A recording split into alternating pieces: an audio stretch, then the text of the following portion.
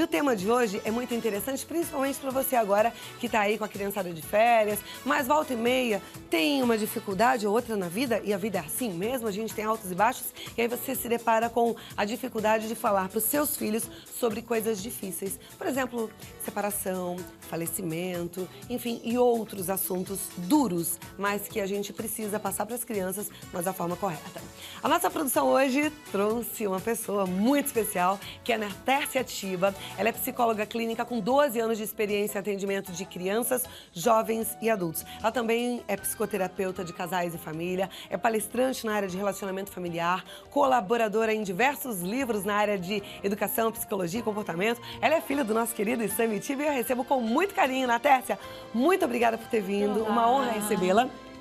Prazer é meu estar aqui. Vamos sentar ali para ver se a gente consegue ajudar quem está em casa. Até tuitei agora há pouco para o pessoal dar uma retuitada aí, porque eu fico imaginando assim, quem tem que passar uma situação difícil para uma criança fica numa saia justa, né? Sim. Qual é a forma correta para essa criança não mergulhar num trauma, isso não afetar para o resto da vida dela? Acho que a primeira reação que os pais têm, ou o adulto ali que precisa passar, é proteger a criança. Eles acham que proteger a criança é não contar, ou maquiar, ou inventar histórias. Mas, na verdade, a gente não pode subestimar a criança, né? Ela percebe tudo, ela percebe o clima afetivo, ela percebe que alguma coisa mudou.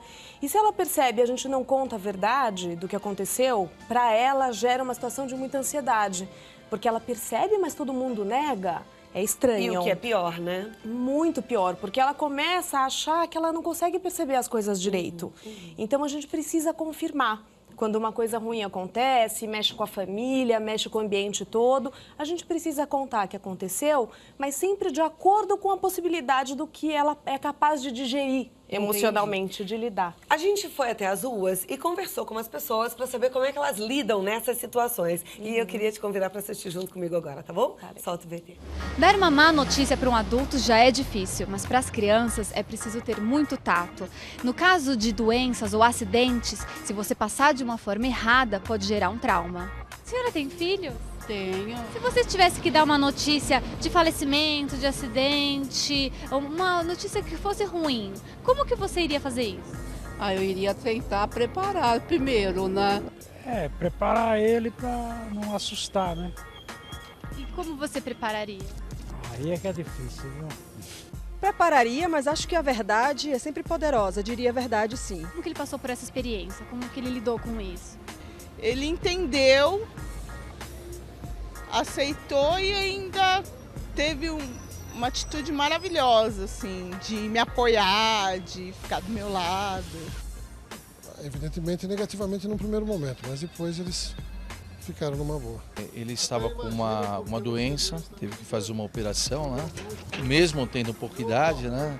Eu tive que dar a notícia, ele recebeu ficou meio depressivo, mas tive que contar, a verdade é o melhor caminho, né?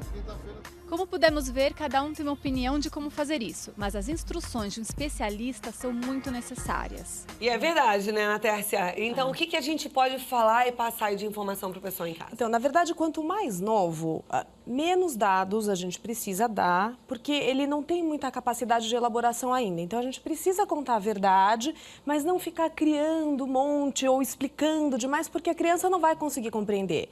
Mas poder preparar, falar, olha, sabe, a vovó não tá bem, por exemplo, ela tá há um tempo doente, os médicos estão fazendo tudo. É importante até dar um lugar para a criança, olha, se for católica, vamos rezar junto para a vovó, para a criança se sentir um pouco potente, para depois dar notícia falando, olha, acontece. E conseguirmos nós, adultos, lidar com a dor da criança, que isso para nós é muito difícil, né? Ver a criança em sofrimento. Eu acho que muitas vezes até é mais do que a maneira de contar, é a maneira de amparar depois, de dar colo. Você estava falando em empatia, né? Então, às vezes, a perda de um animal de estimação pode ser mais significativa que a perda de uma empatia mais distante, por exemplo. E a gente precisa entender que isso não é ofensivo para a criança, o animal de estimação é muito importante.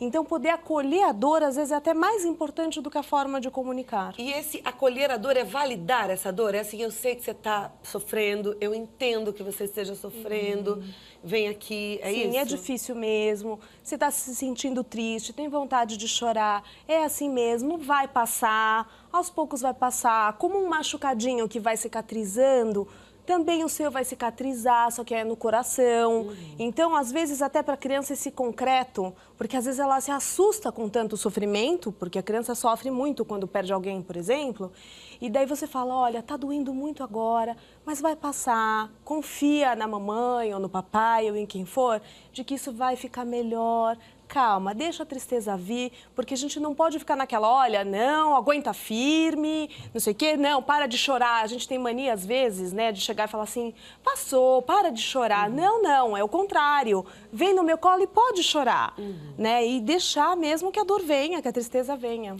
E num caso, por exemplo, de separação, que às vezes é traumático mesmo, e o casal tentou e não conseguiu, e aí partiu para a separação. Como é que fala isso para uma criança? Então, a primeira coisa importante nesse momento é separar para a criança que o que está acontecendo ali é um rompimento entre o papai e a mamãe, marido e mulher. Mas o pai continua pai e a mãe continua mãe. Então, e mostrar para a criança que foi entre eles, marido e mulher, que não tem a ver com a criança, porque a criança tem tendência a ver tudo de uma forma egocêntrica. Ah, é por minha causa, foi porque eu fiz tal malcriação, é porque eu deixo eles nervosos. Então, a primeira coisa é esclarecer, olha, não tem nada a ver com você, o papai continua o seu papai, a mamãe a sua mamãe, mas como marido e mulher, não deu certo o casamento. Mas as crianças não entendem assim. Elas sofrem com isso. Sofrem porque existe um afastamento, existe uma grande mudança de rotina. Então, é uma crise, né? Mas é uma crise que não é necessariamente traumática. Ela pode ser levada de uma forma positiva. Agora, o importante nesse momento é esclarecer para a criança. Olha, então vai ser assim, você vai ver o papai, tais dias o concreto. Né? Porque senão você dá margem a muitas fantasias. Então meu pai vai embora e eu nunca mais vou ver meu pai. Então dá a notícia já com um plano concreto para que ele fique tranquilo. Isso. O ideal, quando o casal ainda tem esse diálogo, tudo, é sentar, vamos combinar e já passar questões práticas. Olha, então o papai hoje vai embora ou não sei o quê, e aí no sábado você vai ver o papai, você vai ter um quartinho na casa do papai, um cantinho. Essas coisas concretas ajudam a criança a elaborar a situação. Tá. Agora, nesse caso, a dor, na verdade, ele vai sentir. Mas a gente precisa passar que o problema não foi provocado por ele. Mas a gente pode validar a dor dessa criança também, da mesma forma? Com certeza. De falar, filho, eu sei que é difícil. Né? A gente, quando imagina ter uma família, imagina o papai e a mamãe juntos mesmo. Mas, às vezes, não dá certo, a gente não estava feliz. E precisa quebrar essa ideia daquela família perfeita, que a família boa é só aquela que o pai e a mãe são casados. E poder mostrar que existem outras formas de ser feliz. Mas é claro que abala a criança, tem toda uma nova adaptação à situação. E a criança vai sofrer e a gente precisa validar isso. Mas sempre lembrando, olha, não é por sua causa, a mamãe te ama, o papai te ama. Não colocar a criança em nenhum momento no meio da situação, no fogo cruzado. Ou para conseguir algo, isso é super importante, né? Separar a discussão ou o que não deu certo entre o casal dos filhos. Agora, tem muitos pais que ficam com medo de sofrer na frente do filho. Então, vamos supor, a perda de um ente querido, né? A mãe perdeu a avó da criança e aí ela acha que não deve chorar na frente da criança. Isso tá certo? Não? Ou pode chorar e a dor ficar ali permeando o ambiente? Então, a minha opinião é que é importante, sim, que os filhos vejam o sofrimento dos pais. Até para não criar aquela ideia de que o pai aguenta tudo, a mãe aguenta tudo, eu posso fazer o que eu quero, né? De que o pai sofre, a mãe sofre, também ficam tristes, também choram. O que é complicado é quando o pai ou a mãe se desestruturam diante da criança, porque aí o pai e a mãe são o porto seguro, se desestruturam, a criança fica sem chão. Então, o sofrimento pode sim aparecer e pode se falar, eu tô mesmo triste, mas vai passar, né? Se a criança quer dar um carinho e tal, aceita o carinho da criança para ela sentir que ela pode ajudar de alguma maneira, dando colo também. É um momento importante da criança aprender a dar colo, né? E que isso não tira a nossa autoridade de pai, muito pelo contrário, fortalece o vínculo. Então a gente pode aceitar sim o colo de um filho, agora o problema é se desestruturar, porque aí a criança não consegue entender o que está acontecendo e fica numa ansiedade enorme, né? Bom, e no caso, eu vi até um dos senhores falando que precisou dar uma notícia difícil para o filho e era em relação à saúde do próprio filho. Se a gente tiver já um plano prático do que vai acontecer, você vai ter que fazer uma cirurgia, depois uma série de tratamentos, tomar umas medicações. É interessante também já Sim, ter toda a parte prática? Já dá, porque aí você dá a situação difícil, mas já traz aspectos positivos relacionados a ela. Tá. Né? E para a criança, uma outra coisa que ajuda muito a elaborar essas notícias são histórias. Então, procurar livros que retratem mais ou menos aquela situação para ela ver que ela não é única. Porque só eu tenho, por exemplo, uma doença. Não, tem outras crianças que têm, acontece. Então, poder mostrar para ela que ela não é a única naquela situação para não ficar vitimizada. Só eu, só eu, só eu. Então, livros podem ajudar. Algumas metáforas. Então, por exemplo, às vezes criança que tem câncer e vão perder o cabelo, muitas vezes no consultório, eu trabalho com elas, olha, as árvores não perdem as folhas, depois elas não nascem de novo. E essas metáforas também ajudam a criança a entender o que vai acontecer. É uma coisa mais concreta ali, né? Ela vê a árvore ficando sem folha, dali entende que o cabelinho vai cair e depois vai nascer. De novo, então, a gente precisa também aprender a usar um pouco a linguagem da criança. Né? Que é a linguagem lúdica, que é fazer esse comparativo, né? E procurar aí essas literaturas. E ao mesmo tempo dar dados de realidade para que a fantasia da criança não cresça um monte. Por isso que são importantes os dados, né? De, olha, você vai para casa do papai dia tal, ou seu tratamento vai fazer com que aconteça tal coisa. Então, esses dados de realidade são fundamentais para a criança não entrar numa fantasia, né, e perder o controle, né, da situação. Agora, Natécia, durante algum tempo, enquanto os meus filhos ainda eram pequenos, agora eles já estão crescidinhos, né? Mas eu ouvi assim, você fala muito, dá muita informação e isso gera ansiedade. É verdade?